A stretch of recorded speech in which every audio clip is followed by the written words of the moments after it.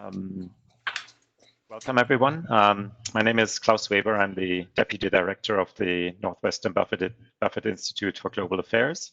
And this is part of our webinar series, Confronting COVID-19, Global Implications and Futures. One thing that the pandemic has clearly exposed is many pre-existing issues about societal systems and institutions. And this is not only in the US, but worldwide. That includes employment, access to health, and education, for example. The political and government responses to the pandemic have in many cases amplified these issues, or at least brought them to the fore. And they point to the importance of interrogating the sources of those deficits in those systems and institutions, and to really explore viable alternatives. And today's seminar is really about that big question. We're very lucky to have with us today two experts in the politics of education and learning, who will help us think carefully about educational discourse, policy, and practice amidst COVID-19. Sally Nuamah is an assistant professor of urban politics and human development and social policy at Northwestern, and she studies the intersection of race, gender, education policy, and political behavior.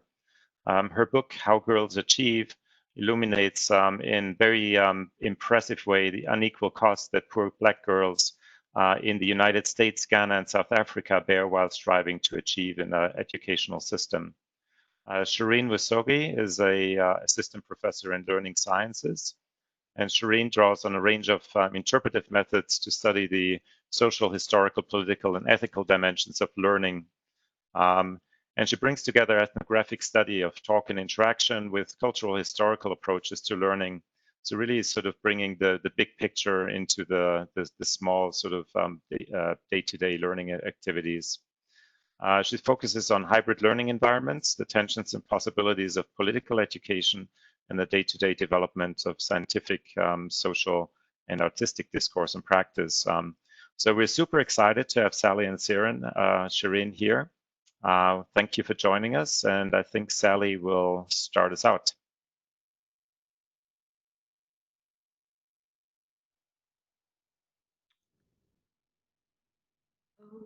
Okay. You have the slides up. All right. Thank you. Afternoon, everyone. I have to admit that it is difficult being here on this morning with everything that's going on. But I hope that Shane and I's presentation, or what we would actually like to call a conversation, helps us move a little closer toward justice. I'm a political scientist, but I'm really interested in schools because I really like to think about them as institutions that, instead of modeling the inequity of the world, can actually model the political equity that we seek. And so this presentation is provided sort of in that spirit. I want to start by highlighting this effort that was passed by UCLA 2 weeks ago. They basically voted to temporarily remove the SAT and ACT requirement. They joined dozens of institutions since COVID that are seeking to accommodate for the current COVID pandemic and its potential impacts on enrollment at their schools. And I bring this up because it really represents one way that institutions of higher education are thinking differently about achievement in the context of the current COVID pandemic. And so there are several ways in which institutions are going beyond that. So, for example, at Northwestern, they are passing or creating pass-fail policies instead of the traditional letter grades. In elementary schools, we see the ways in which they are selectively grading. So a student is only given a grade if it helps them rather than hurts them. And so we see the ways, again, that institutions of higher education as well as elementary schools are revamping their education systems to accommodate for the current COVID pandemic. This Chronicle of Higher Ed quote, I think, really summarizes the ways in which schools are sort of halting their traditional systems and their basis for why they think this is particularly important at this time. And I'm going to read the quote. It says, "It would eliminate any problems with fairness while allowing students and faculty to focus on creating a meaningful learning experience in anxious times. I want to highlight that because I really do think that institutions view themselves as rapidly responding in order to accommodate and mitigate against fairness. However, the problem with this framing is that it assumes that there was fairness in place before COVID, and we know that that wasn't the case, right? We know that many of the problems that affect the students that we teach, learn with, that we've grown up with, preceded the pandemic, but they were very rarely addressed, and definitely not with the rapid rate in which we're seeing current institutions respond. In the US alone, and again, this is before the pandemic and it persists during the pandemic, 13 million children experience hunger, and 1.5 million children experience homelessness daily. These burdens, as we know, disproportionately impact Black and Brown youth who are already dealing with exposure to systemic violence through police killings of Black people and mass incarceration, and so on and so forth. Again, many of the students that we teach, that we grew up with, that we mentor, are every day trying to think about how they're going to eat or where they're going to live. But no major policy changes in how achievement is measured are made for them. No alarms are raised. Instead, they are told to be gritty, to be resilient. They're told to lean in, to work harder, to persist. Anyone in education knows that this is the central way that people talk about responses to those who are disadvantaged and trying to navigate the educational system. In the context of the pandemic, as we would expect, these issues that I referenced in the previous slide are deepened. When you have at some point every single state closing their schools in response to COVID-19 affecting 50 million students, it's going to impact and again exacerbate the inequities that I mentioned before. And we see the ways in which schools are trying to accommodate that. So I'm going to just provide just a few quick examples of how schools are trying and some of the challenges with doing this. So in Evanston, where Northwestern is primarily located, a few weeks ago, it was reported that 4 schools opened their doors for 4 hours to distribute free meals to kids. Within 2 hours, all those meals had been taken, showing that the meals weren't just necessary for the kids, but for the families to which those kids came from. In Philadelphia, which is another city that I study, a neighborhood community organization made free meals available to residents starting at 9 a.m.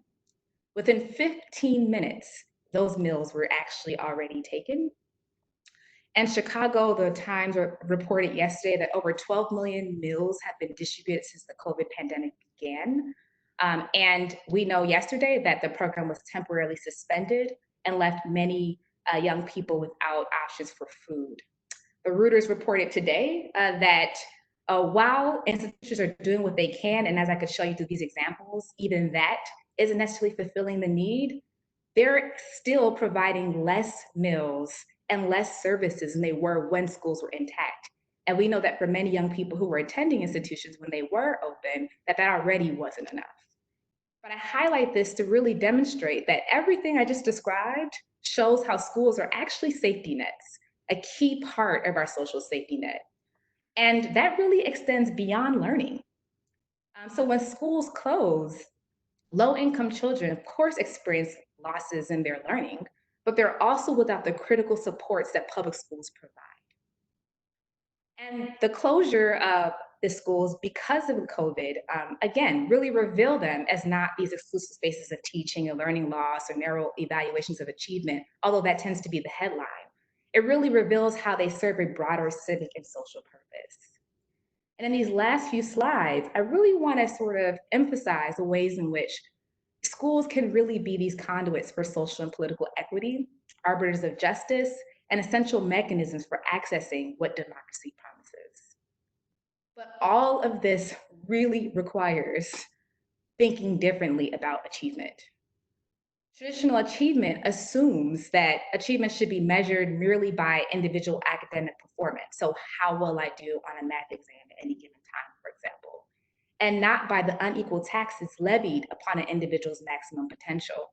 So if I am a Black or Brown student that's also low income, what it means for me to participate and engage academically as compared to someone who doesn't fall into those categories is obviously different, right? And there's costs associated with that. Further, these notions of traditional achievement do not emphasize the need to improve the context by dismantling the patriarchal and racist structures in which Black and Brown students find themselves. So when we offer solutions around resilience, or persistence, or fill in the individual level solution, we're not actually thinking about the ways in which we really need to eliminate hunger, we need to eliminate homelessness, right? These other things that keep Black and Brown students especially at a disadvantage. In my book, How Girls Achieve, I really kind of think about what I call net achievement. And it's really a reimagination of achievement as primarily the absence of damage from experiences with learning in and outside of the school. I call this net achievement. The term net implies that the inequitable social, emotional, and physical costs of academic achievement are taken into account. So the cost, for example, of experiencing the disproportionate death of Black men, women, and trans individuals at the hands of police. Again, another issue that preceded COVID and was just further deepened during the COVID pandemic, or learning that your racial group is disproportionately devastated by COVID, but being expected to learn and achieve as normal. So here I'm thinking about the fact that many of the accommodations that have been made for young people, pass-fail policies have been made for everyone. But we do know that, for example, Black students are experiencing a special form of devastation because they're the primary target of violence, right? And so that means, by definition, that passing a policy that's applicable to everyone is actually inequitable. And I can give other examples. For example, higher education institutions that are highly ranked, but that have high rates of sexual violence and sexual assault. And my definition of achievement, that actually wouldn't be a high achieving institution, but currently that still can be. And that I think is problematic. So conceiving of achievement in the way that I'm describing really requires us to rid ourselves of false notions of merit, this supposed fairness that we had before the pandemic, that allows systems of racism and sexism to flourish because they really ignore wildly the impacts that these traditional notions of achievement have on perpetuating injustice. Net achievement recognizes that even once this pandemic ends, our inequities, racism and sexism and so on and so forth, will still be here. So this idea that we're temporarily accommodating students because of a uniquely unfair time really doesn't have a lot of basis in the ways that I'm thinking about the work that achievement can do. Ultimately, traditional achievement may be the marker of success in an inequitable society, but in an equitable society, but in an inequitable society, it is a myth. In an inequitable society, it is imperative that schools do not harm their students. And we harm our students when we force them to endure a defunct grading schema in the name of an achievement that invisibilizes their struggles. And so while institutions are, again, finding rapid, unprecedented ways to respond to the COVID crisis, it's really important that they take the time to transform these short-term COVID-related grade accommodations into permanent justice-rooted initiatives that radically reimagine achievement altogether. It's my view that in this way, our schools can start to model the political equity that we seek in this world. And with that, I'll end. Thank you.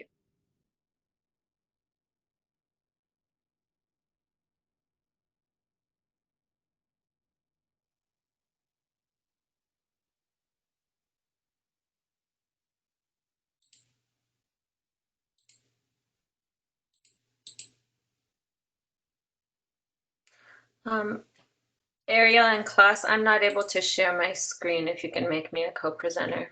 Yes, just 1 second. Ahmed? Okay, you should be able to do that now, Shirin.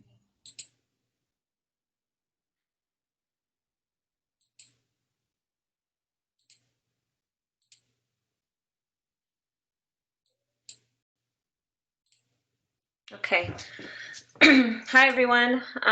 Thank you to the Buffett Institute for organizing this important conversation, and thank you to Sally for opening. I think people are going to notice a lot of connections between what I thought would be important to share and what Sally offered. I just want to pick up on particularly the last point that Sally made about what political equity can look like in schools, and sort of expand that from my perspective as a learning scientist. And to just kind of introduce myself in that perspective, I wanted to start with these 3 questions, which are questions that I've been wrestling with alongside wonderful colleagues and students over the last probably 20 years as an educator, as a researcher, as a designer of learning environments, and that I think take on particular valiance and importance in this particular historical and political moment. So those questions are, how can we reimagine teaching and learning towards just futures? What constitutes meaningful and transformative learning for our young people? As mentioned in the introduction, I do ethnographic and interactional research. So with this second question, I really try to think about what does meaningful and transformative learning look like and feel like for young people in moment-to-moment interactions within learning environments. And lastly, I don't think we can actually answer these questions unless we ask about the deeper purposes of education and articulate what we believe to be the deeper purposes of education. So in this moment in particular, I think justice-minded teachers, students, school leaders, and scholars are pushing us to both see the ways that the pandemic is revealing and exacerbating educational and social inequity, but also to take responsibility to understand this moment as a real opportunity to reimagine education. And so what I wanted to do today is just offer 3 ideas that I think can support this crucial work of reimagination. And I'll start here. Teaching and learning should be rooted in and arch towards the lived experiences, needs, knowledge, and well-being of students and communities. And I say rooted in and arched towards because a large body of critical research on justice-oriented education has shown that social relationships characterized by respect, by trust, by love, and culturally and politically relevant knowledge production need to be understood both as the fundamental starting points and as the purposes and goals of education and human development more broadly. So what does this mean? This means that children and youth are seen as respected thinkers who are actively engaged in making sense of the world around them, and that if education is going to matter to them, it must connect with their real questions, ideas, and concerns. While many caring teachers in this moment are working double, triple time to meaningfully serve and connect with students, our educational systems more broadly, I think, are ill prepared for this moment, in part because we haven't been grounding teaching and learning in children and young people's everyday lives and in their well-being. Children like 9-year-old Judea Reynolds, who witnessed the police murder of George Floyd, and many children like her who witness police violence and other forms of structural violence every day. Rather than supporting students to make sense of what they are seeing and feeling through honest and nourishing curriculum and pedagogy, I think we are well practiced in implicitly or explicitly telling children to ignore how they are feeling, ignore what is going on in their everyday lives and in the social and political world, and do their quote unquote work. And I think this connects really closely to what Sally offered in terms of discourses of grit and resilience and hard work and the ways that they impact Black and Brown students, poor students, working class students in particular. And I think that word work is actually really significant. That is our primary discourse. Students talk about doing their work, teachers talk about students doing their work. And I think that that is indicative of the way that we position children as workers and laborers rather than as learners. And hand in hand with that, I think this is important to say, we are well practiced at allowing white middle class and upper class children to live life in a bubble and not to contend with the deep ethical and political challenges that they have inherited. So around the world, we see a shift to distance learning that largely reinforces teaching and learning methods that we know are not good for students' critical thinking and well-being, and that reinforce the idea of education as content delivery. Some of the students I've had the opportunity to speak to recently, high school students in systems like CPS and Chicago Public Schools, describe learning during the pandemic as quote unquote robotic rather than human. And I think that speaks to the ways that the deeper purposes and meanings of learning are often absent. So I just want to make a point here and then shift to talking about what it will look like to reimagine. that I think for these reasons, access to technology is necessary but insufficient for just learning. And I think we should be wary of discourses that equate getting devices into kids' hands with equity. And I think we need a broader imagination for what meaningful distance learning can look like, which I'll speak to in a moment. And I think building on what Sally offered in thinking about testing and high stakes testing and our grading regimes in particular, one of the consequences of this philosophy and approach to education that characterizes our systems is that our systems often mistake legitimate disinterest and disconnection with a deficit view of students' capabilities. And I think that speaks to the idea that we are vastly overlooking the potential and capabilities of our young people. So to shift a little bit, these are some of the contexts that I've had the opportunity to work in as an educator and as a researcher, and I won't go into detail into each of them. But I will say that these are settings that are hybrid settings. They're after school, they're in the summer, they're kind of trying to bring together some of the basic elements of school with what we know to be rich about out of school learning and settings. And I think that these are spaces where I've learned the ways educators and students are trying to imagine and enact educational possibility. And these are settings that are trying to build towards intellectual respect and intellectual joy as fundamental parts of the experience of the learning environment. And building from what I've learned about social and cultural and political education in these contexts, I think in the present moment, we can think about at least two major social and political events that students should have space with caring adults to make sense of and respond to as young people. The pandemic itself and the political and economic responses to it, and the national and global uprisings taking place demanding justice for Black communities and an end to police violence and structural violence more broadly. And I think prioritizing well-being means making space to meaningfully analyze these events, to support young people in taking action at micro and macro scales, and to engage in forms of healing and joy that nourish and sustain our young people.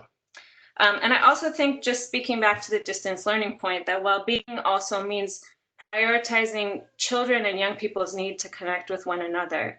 Too many times children are logging into Zoom or different kinds of distance learning platforms and listening to the teacher and seeing their friends and seeing their peers, but not being supported to meaningfully engage with their peers, which I think is crucial to the ways that we understand mental health and well-being, particularly in this moment of social distancing. Finally, I want to make a point here about disciplinary learning and disciplinary domains, because I think that too often the conversation about well-being and about social and emotional learning is treated as separate from academic and disciplinary domains, which is telling in and of itself. But I think that across our disciplines, we can imagine the ways that intellectual work and academic engagement can be deeply tied to questions of social and political and ecological well-being. So just to give two examples, I think in history courses and in literature courses, we need to be helping young people understand what it means when the President of the United States refers to those protesting police violence as domestic terrorists. We need to support students to understand the role that the US military has played around the world and what it means for it to turn on its own people in this moment. We need to support critical media literacy and critical literacy so that people have skills to understand and disentangle when the media treats the destruction of property as more important than the destruction of human life. And in the sciences and the STEM fields, in science, technology, engineering, and math, I think one of the things that has really struck me as an educator in this moment is that the country that is often held up as the kind of scientific powerhouse, as the center of scientific research and knowledge production, has been unable to take care of its people at the most basic level. And I think part of what that shows us is that our scientific knowledge production has been too often aimed at economic motives and profit and at military supremacy and not at ecological and human well-being. And I think that we have an opportunity, and many of the folks that I'm lucky enough to work with here at Northwestern and within the field have been working on this. We have an opportunity to radically reimagine what STEM education can look like, what social studies, what civic education and literacy education can look like in the service of these questions, which are front and center for our children and young people in their everyday lives. So I just want to make one last point here, which is that this broad reimagination of the processes and purposes of education, which many folks have been doing and incubating and practicing in schools and community-based educational spaces, is not, in my view, a choice, but a deep societal and moral imperative that this moment is making very vivid. The second point I wanted to make here is that teaching and learning are everyday human activities that emerge in and through intergenerational relationships in families, communities, and schools. What's important about this is that I think the narratives that we often get about educational equity in this time look like this, look like pandemic achievement gaps, look like learning loss. People talk about the COVID slide. And there's some importance to these conversations, and I think this connects to the inequities that are being exacerbated, as Sally was talking about. But these discourses reinforce the idea that learning is the property of schooling and not a fundamental human activity that happens throughout the spaces of our everyday lives, in families, in out-of-school learning spaces, in peer relationships and friendships, in online spaces and social media, and in communities more broadly. They also miss the intense learning and sense-making and development that children or youth are engaged in this moment. Equally important to this are the ways these narrow views of learning reinforce deficit views of families and families of color in particular.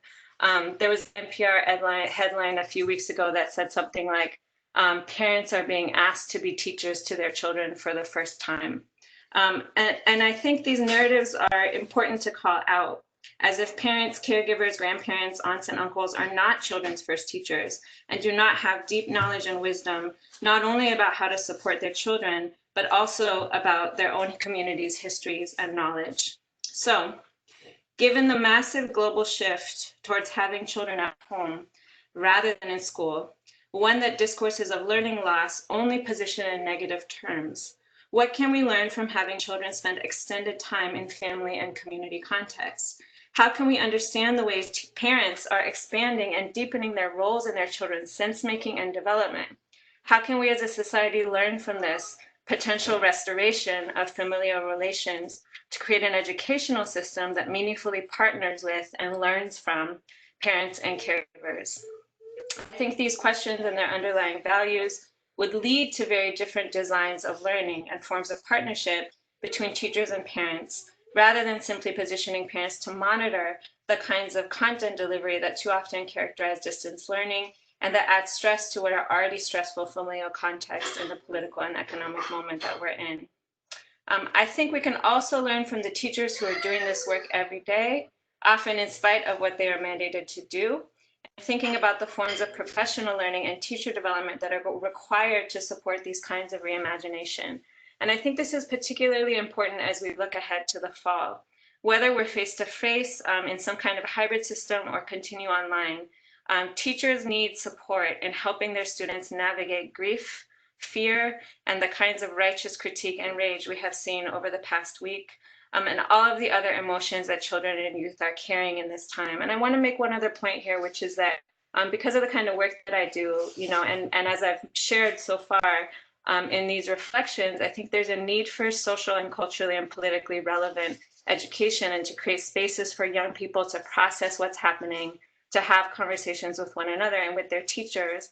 But knowing what we know about the demographics of our teachers in our public school systems and the demographics of our kids, I think we also have to be careful and to provide the right kinds of teacher training, racial literacy, critical consciousness, and support for how to carefully open these spaces that can otherwise do harm.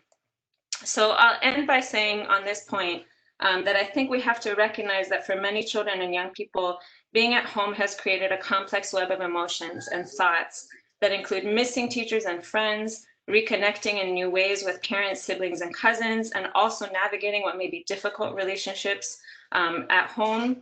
We also know that many young people of color are both shouldering the kinds of stress that Sally was referring to in terms of economic and food insecurity, and also gaining some respite from the daily forms of racial animosity, micro and macroaggressions that they experience in schools. And I think we have to hold those complexities about this moment. So I think our schools and education system should be listening much more to young people. I wanted to share a brief quote from two middle school students who I interviewed last summer who had out-of-school learning experience. I often ask kids who've had a meaningful out-of-school learning experience a question like, what do you think schools could learn from this space? What do you think schools could learn from this program? And these two boys in particular said, educators and mentors here know how to be kind and help you at the same time. It shouldn't be like learning can't be fun. And this is something I hear very often from children when they reflect on learning environments that they find to be nourishing and expansive, whether in school or out of school. And so I think we should be asking children and youth what they miss about school, what they want to come back to, and what they do not miss or want to come back to. And I think we should be supporting them to become partners in reimagining education more broadly. So I'll just mention the third point and then open it up for questions. And I think this is also speaking to scholars and researchers, which is that I think educational design, research, and practice are political and ethical acts that can either facilitate the return to an unjust and untenable, quote unquote, normal, or help to create just futures where children, youth, and families thrive. And I think I have been heartened by the number of educators and school leaders and teachers and scholars who are really trying to take this moment as an opportunity to reimagine. And I've also been disheartened by what I see as a lack of leadership at times to critique discourses of a return to normal as what we should be thinking about post-pandemic. So I wanted to offer these resources as some folks that I continue to learn from as a way to end, and I'd be happy to share additional resources as well. So thank you.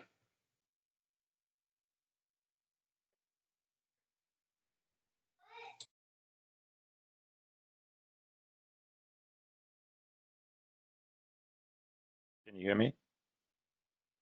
Okay, thank you. Well, thank you both for the really profound sort of analysis and a really deep insight into how our educational system works and how it's been affected. We have a number of questions that have come through from our participants. I want to start with one that is relatively simple or straightforward, and I think it mainly refers to Sally's presentation. What is achievement? What would sort of a positive notion of achievement look like, or is the very idea of achievement itself so flawed that it's not really useful for a way to think of learning and in education?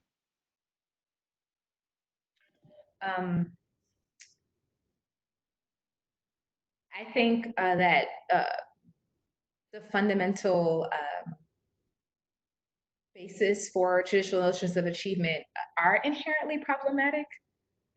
That's not to say that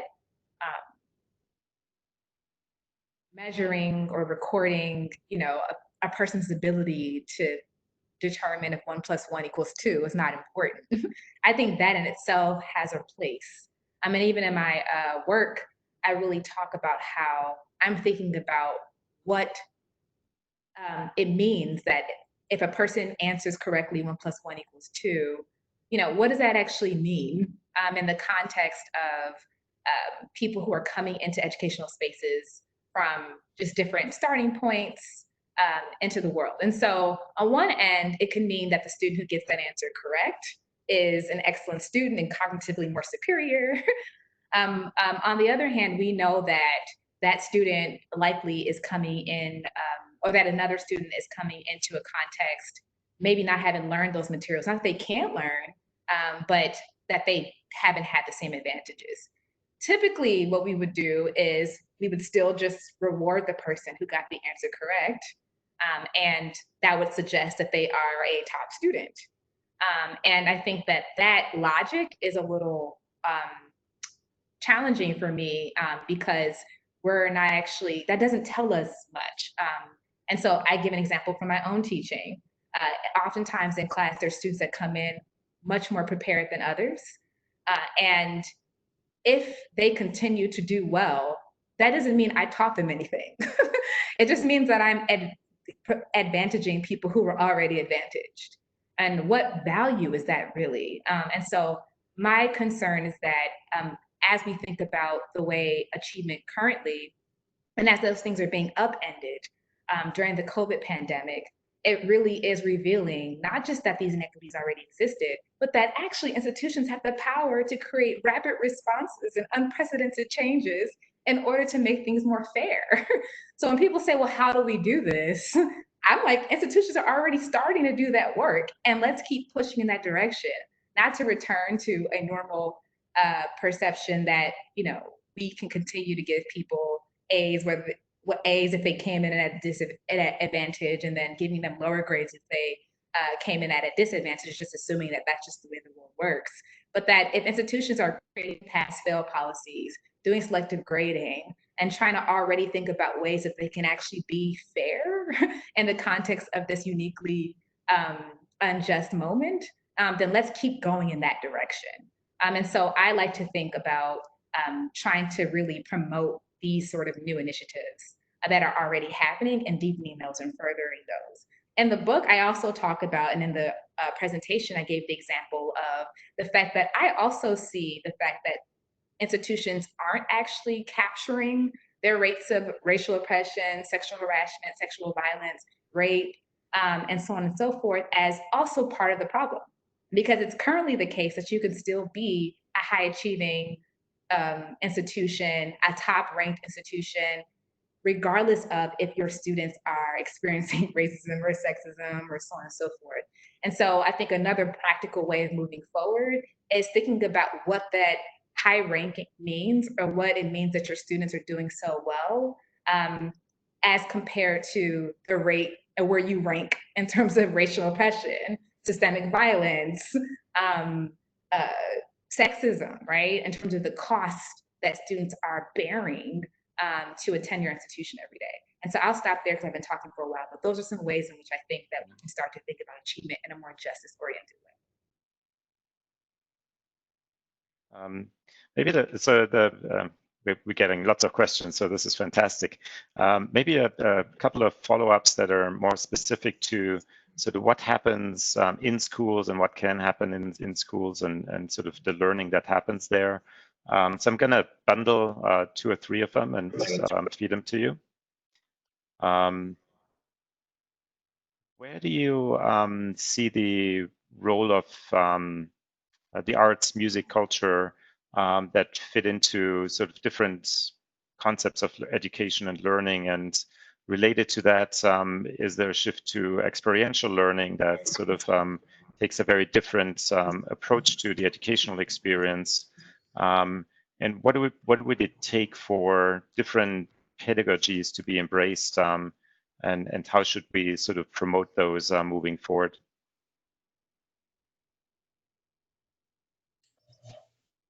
I can jump in on that. I think it's a wonderful question. The first thing I'll say around the culture point is that I think it's important to recognize that schools and all learning environments are already cultural. And the question is whether that culture is treated as invisible and the norm, which is often what happens. We often have schooling and academic achievement organized around white middle class culture, but treated as normal. Treated as invisible. And so I think culture is already there. It's just a question of whose culture is represented. But having said that, I think that I think the arts and music are crucial. And I think linking those two questions together, one of the ways that we can think about this, and every time I talk about kind of schools and systems, I think it's important to recognize that there are many powerful teachers who are disrupting these systems every day in their classrooms and doing the really important work of reimagining and incubating, actually, and practicing this type of more expansive and creative learning within environments that are often highly constrained. But speaking broadly about systems, I think we've organized our schooling more towards knowledge consumption than we have towards knowledge production. We are not in the habit of positioning students as producers of knowledge and as creative and critical thinkers. And I think the stripping away of arts, of music, of enriched kind of activities, and the focus on not only math and reading, but a narrow approach to math and reading is one of the ways that this plays out in school, to the detriment of our society in terms of the kinds of thinkers and political actors we could be developing, and also to the detriment of young people's everyday well-being, especially in the face of the inequities that both Sally and I were referencing. And I think related to that on the cultural piece, one of the things that's hopeful about this moment is that we are not starting from scratch. As we do the work of reimagining learning and education, there are many, many models across disciplines. I'm thinking about ethnic studies. I'm thinking about the work that my colleague Megan Bang and her colleagues have been doing on Indigenous science education to reimagine STEM learning. I'm thinking about all of the examples of English teachers' work in literacy that is trying to disrupt and reimagine the quote unquote canon, and asking after different forms of storytelling and different stories from cultural histories and communities. There are many examples that we can draw from, models, frameworks, practices, and insights that I think we can lift up and figure out together how to systematize rather than treat as the aberration. And so perhaps that's a hopeful way to think about what's possible in this moment.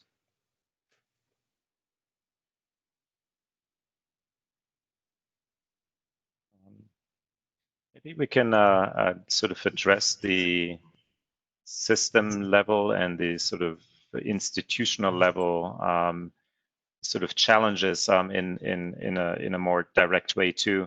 So there were a couple of questions around so the pressures and demands on schools as our sort of primary institution of learning that keep them from adopting some of those different practices and sort of really reimagining themselves. And this is for the examples are, you know, how about employers and labor markets and what they ask for?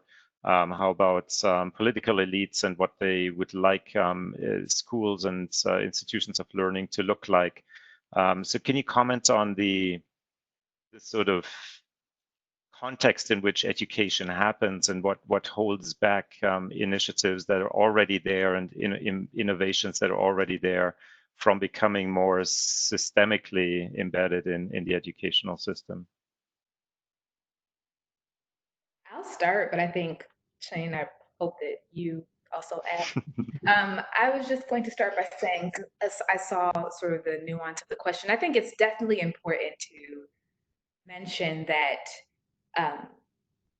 in the United States, schools often were initiated and constructed and developed on the basis of them being spaces to contribute to the labor market, where people learn how to do the work that is required to keep the economy going.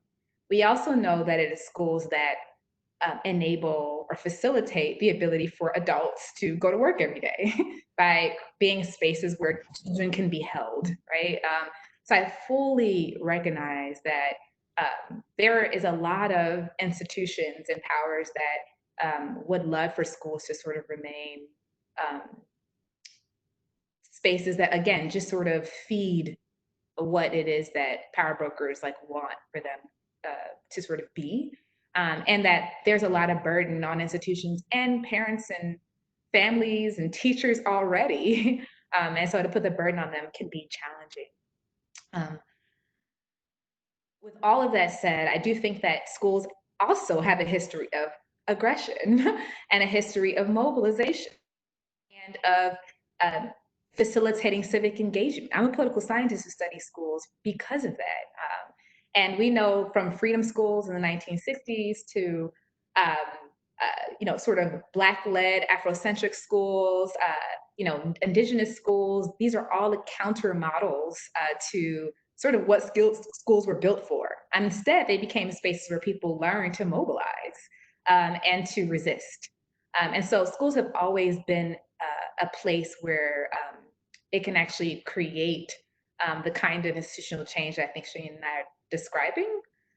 And it may not be that we now are looking for corporations to look like the schools we're describing, but it might be that what happens in those schools can shake up, traditional corporate structures so that they have to respond, right? I think that's the same thing we see in terms of movements.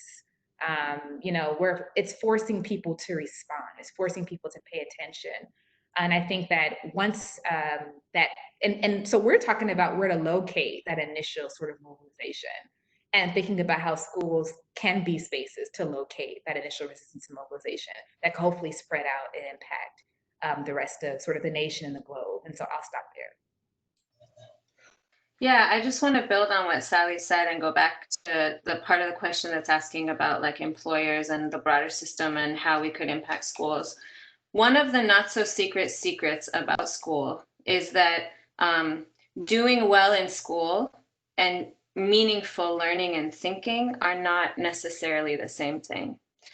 Students often talk about doing school and learning how to do school well and play the game of what they're being asked to do in their assignments as a large part of their experience K through 12. I mean, I teach incoming freshmen at Northwestern in a summer program that is trying to create an expansive and culturally and politically relevant education. And many of our students who have done well in school by school standards talk about how this is the first time that they have been asked to really think. And I think that, and everybody can name exceptions, right? Like this goes back to what I said earlier. Everybody can say, well, I had this one teacher and it kind of feels similar to that space. So there are important exceptions always to lift up, but schooling as a whole is teaching young people to do school more than it is teaching young people to learn and think broadly. And I think that on the one hand, when we think about the job market and we think about employers within kind of a narrow capitalist frame, I think there are many people that would say that I don't want people who only think inside the box. I want people who think outside the box and are able to problem solve and navigate and think creatively, on the one hand. On the other hand, what we're also seeing from the firing of Google employees who unionize or speak up about unethical practices, to name your corporation and you can find the repression and disciplining of workers who are speaking up and are critically thinking. There are certain kinds of critical thinking that our system supports, and there are other kinds of critical thinking that our system systematically does not support. And I think that that is also being revealed in this particular moment. So I think that's one piece of it that's really important. The other piece that's important here is that our discourses around education, historically in this country, our discourses around schooling have been a mix of discourses around the economy and discourses around democracy. When we think about the way the purposes of schooling are often narrated, those two things are often twin goals of schooling. And over the last couple of decades, I think we've seen a narrowing of the discourse to purely economic purposes, that school is in order to train the next generation of workers and in order to engage in global economic competitiveness. And I think we should be worried about that narrowing of the discourse. And I think part of going back to the question about culture and music and the arts and this more expansive view of disciplinary learning is that I think we need an ethical language around schooling. And I think we need a broader language about learning and human development and the roles that schools alongside other institutions and environments can play in that, rather than this narrow kind of economic discourse that we've moved toward, especially over the last few decades. Excellent. A follow-up question on I think what both of you just shared. Do you see any sort of models or positive examples of educational systems, either in the US or around the globe, that do a much better job at addressing this in a comprehensive way, rather than sort of isolated initiatives that sort of only address one piece of the puzzle? I guess in different words, has anyone actually gotten it right? Are there models that we can follow? And that's both related to educational practice, but are there also examples of movements, civic initiatives that have shown how to transform those systems? So are there positive examples for both the transformation and the kind of educational system that we would like to have? I guess I'll start. I'm going to start actually with the individual level example. So there's a school that I chronicle in my book that I say it sort of approximates this institution that I have in mind. And I've been thinking a lot about them because I think that in this current moment of injustice against Black women and men and trans individuals, at the hands of police, I think their students are probably more prepared than I think most other students because of the work that they were already doing. So for example, they were already doing sort of restorative justice practices in their schools. So in that case, having a school that models the kind of relationship that we want with the justice system, right, that we don't actually have in the nation. And that's why I reference restorative justice. They also had a curriculum that was steeped and rooted in justice. So when Tamir Rice is killed and Rukia Boyd is killed, and these are young people, and they are also young people at this school, they have these letter writing activities and campaigns, and their entire curriculums and assignments are around processing that trauma that's associated with that, right? They were doing this before pandemic, before the recent killing of George Floyd and Breonna Taylor. And so they're in a position now where the costs associated with being Black and Brown youth in America are being sort of accounted for in the way they're thinking about their education. And I can give other examples of that. I think at a more systems level, and I do work in Ghana and South Africa as well, and I can give similar examples of individual institutions, right, that are sort of thinking ahead of the fact that some kids are born into this world at a disadvantage for no fault of their own. And so they're going to inevitably have certain experiences with racism and sexism and transphobia. And so we can get ahead of that and take that into account in the way that we think about our curriculum and our practices every day by starting by actually evaluating, right, our practices in itself, which is a starting point that many institutions sort of don't even do now. So this is not actually as radical as people think. It's really about centering and actually acknowledging that this is an issue, and that you should evaluate where your institution stands in its practices in terms of hiring, in terms of everyday curriculum, in terms of its own mobilization, in terms of its lobbyists, in terms of where it invests its money, right? It's actually taking a look at what the institution does and does not do and trying to root it in justice. At a more systems level, there's the community schools movement.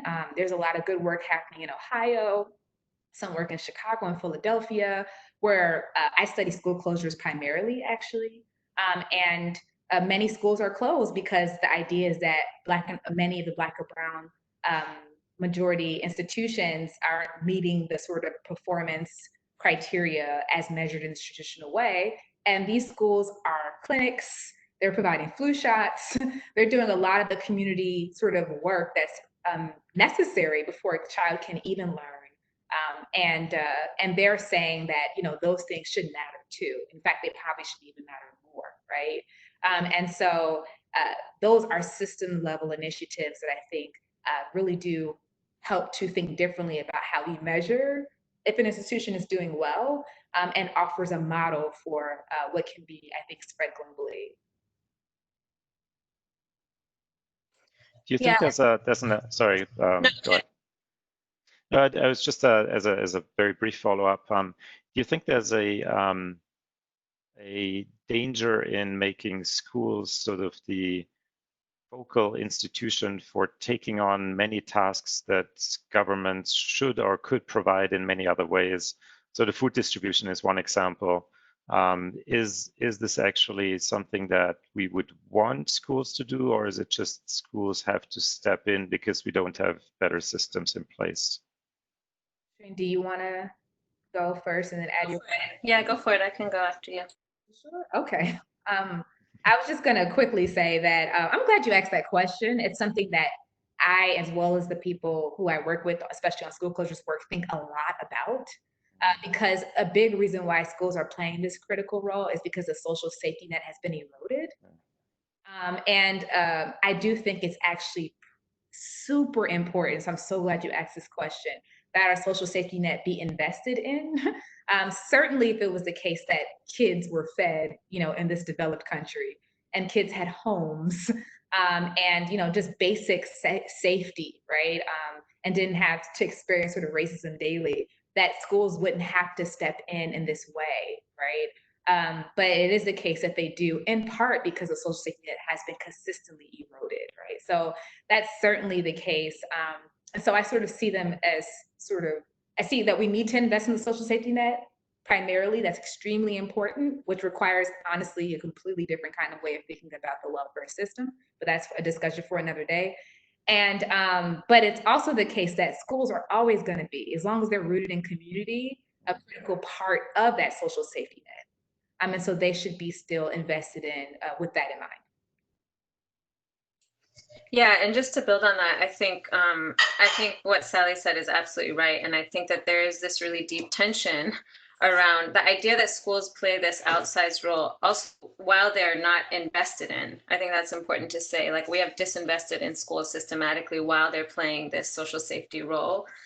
Speaks to the kinds of inequities that are built into the system. That we treat schools as a place for the opportunity for upward mobility, while the economic and racial inequities are built in the system for families and for their parents and for the people, the broader communities. And so I just think that that is reflective of that. And I think it goes back to your earlier question, Klaus, about examples. On the one hand, this is not, it's not a mystery what children need. You know, if you look at any private school, if you look at any well-resourced school, it is not a mystery that questions of class size and nurses and social workers and well-trained teachers and support systems on the one hand. And so it's a question of who gets those resources. On the other hand, I think that schooling as an institution, as one way of doing teaching and learning, has built into it the reproduction of inequality, the idea that we are sorting and ranking children and young people according to particular narrow definitions of learning, and then going on to structure society based on those hierarchies, is a global challenge of schooling. And I think that we have an opportunity to rethink schooling in and of itself, and to rethink the kinds of human development that can become possible if we understand the project of education as tied towards broader goals of transformation and liberation, rather than as a mechanism for reproducing hierarchy. Thank you. Very brief, sort of, I guess, as sort of closing statements from both of you. What should schools prioritize as they return to instruction in the fall in one way or another? And I deliberately won't call it, you know, post-COVID, or, you know, there's no post-pandemic, there's no post, you know, racism. It's basically in our current state. What would you tell? I'm as glad about this question as Sally about the last question. I'm glad you asked that question. I think that well-being, young people's well-being, and the restoration and deepening of social relationships, of nourishing social relationships, should be the #1 goal. We are experiencing various forms of trauma as a society. As Sally spoke about earlier, that trauma has been differentially experienced for many, many years, decades, centuries. But we are experiencing collectively in this moment, and I would say on this day, in this week, particular forms of collective trauma that I think schools need to be critically supported and prepared to privilege, and not to tell students to put down their head and do work that is disconnected from what is happening. And I think one of the comments I often make in thinking about kind of socially and politically relevant education, it doesn't mean just talking about the inequities and the pain and the despair. It also means meaningfully supporting young people to feel a sense of radical hope and agency in this moment. And I think that goes hand in hand with the privileging of well-being, of processing, and of the social relationships that I think are the cradle for the types of mental and intellectual health that we're trying to develop for young people. And as I said earlier, I am a firm believer that that is not separate from the curriculum, that if we can reimagine curriculum and pedagogy towards those ends, then we can do it all. But I do feel that that social relationships and young people's well-being should be the priority. There's not much more to say. I mean, I agree wholeheartedly. Well-being is extremely important. And honestly, like I said, maybe if society were different, then we could just go carry on and care about, you know, the work of achieving a particular grade. But in the absence of that, while injustice is sort of the central way of the world, it's important to prioritize, as Shane said, well-being and eliminating the racist structures and sexist structures that are obscuring people's lives. you. I think we've reached the end of a fascinating and really important conversation that I'm sure we could continue on for hours and many more seminars. But for today, we've come to an end. So thank you so very, very much, Sally and Shirin. And thanks to everyone for joining us today for the webinar. For the participants, you can receive you expect to receive a link with a survey, which will help you share your feedback for us.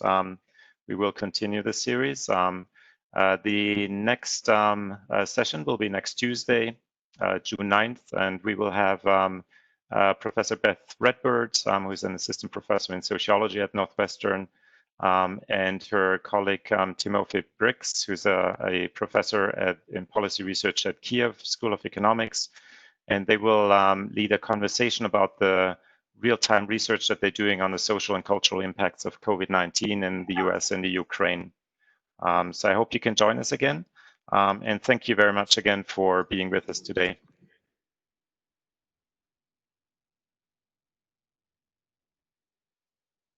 Thanks for having us. Thank you. Yeah, thanks. It's really good, and thanks for joining us today when I'm sure many people had many other things on their mind. I think we can.